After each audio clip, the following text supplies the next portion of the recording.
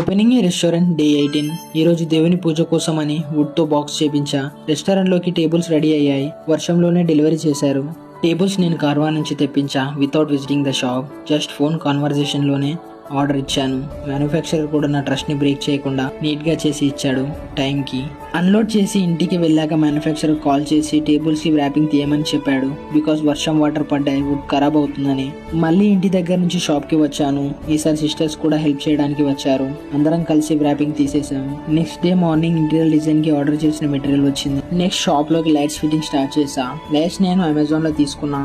తురుక్ బజార్లో కూడా తీసుకోవచ్చు, కానీ నాకు రేట్స్ పెద్దగా డిఫరెన్స్ అనిపించలేదు. అంకుల్ లైట్స్ ఫిట్టింగ్ స్టార్ట్ చేశాడు.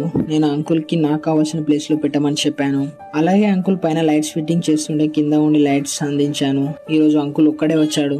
ఫైనల్గా లైట్స్ ఫిట్టింగ్ అయింది. ఇంకా fans, exhauster and boards fitting ఉంది. Follow for day 19.